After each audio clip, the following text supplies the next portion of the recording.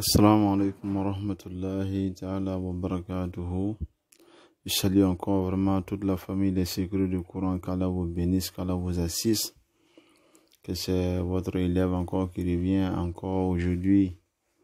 Aujourd'hui, le grand jour de vendredi, pour vous donner un secret de la Salatul Fatihi. Pour nos frères et sœurs qui sont à la recherche du boulot, je parle de ceux qui veulent vraiment travailler avec les 10 doigts. Voilà, d'autres qui sont là, ils trient du travail, mais quand vous triez, vous ne pouvez pas avoir un poste élevé comme vous désirez. On dit, c'est petit à petit, l'oiseau fait son nid. Donc je pense que nous devons aller petit à petit avant de pouvoir faire notre nid. C'est ce que nous devons faire. Mais si nous voulons faire le nid sans petit à petit, je ne pense pas que ça va marcher. Ce serait vraiment difficile. Tout ce que nous voyons qui sont grands aujourd'hui, ils sont allés petit à petit. Donc mon frère, ma soeur, toi qui veux avoir un travail rapidement avec la grâce d'Allah, si tu es vraiment sincère que tu veux avoir un travail, je précise très bien.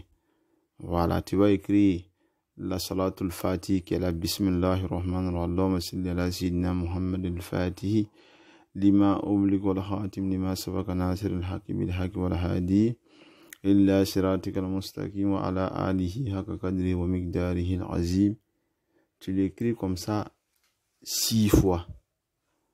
Tu écris ça 6 fois et à la 7e maintenant, quand tu dis Bismillahirrahmanirrahim, Muhammad al-Fa, vous voyez le Fa là, tu vas élargir, tu vas faire le Fa là, ça va devenir grand.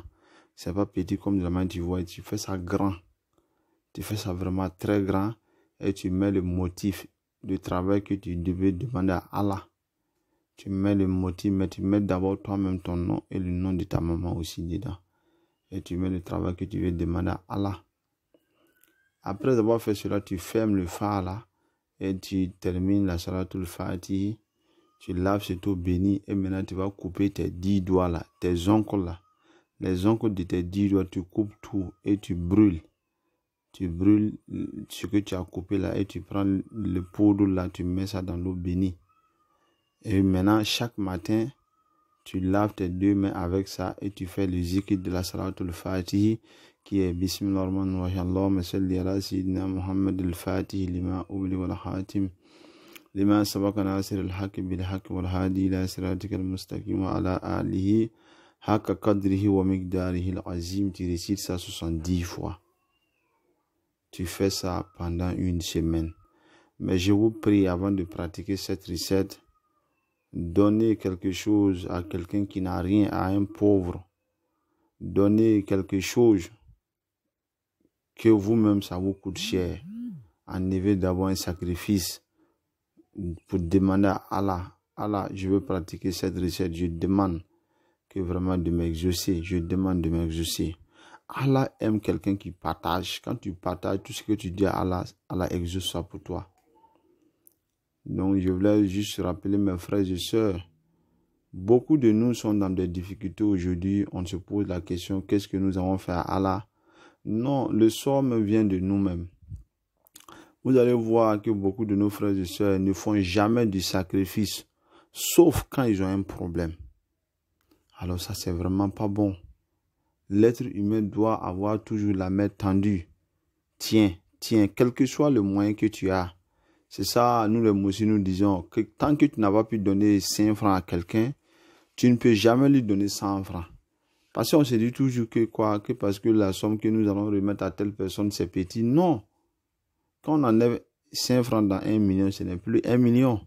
Ça devient, on n'appelle plus ça 1 million, ça devient autre chose. Donc c'est pour vous dire, mes frères et sœurs, ayons toujours la main tendue. Donner, Allah même l'a dit, la personne qui donne, moi j'aime cette personne.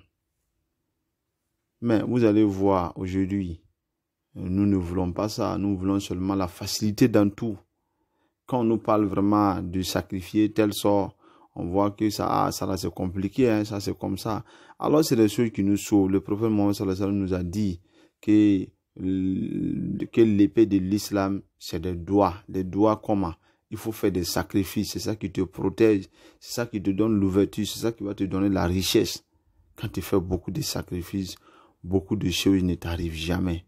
Qu'Allah donne la bonne compréhension et la barre.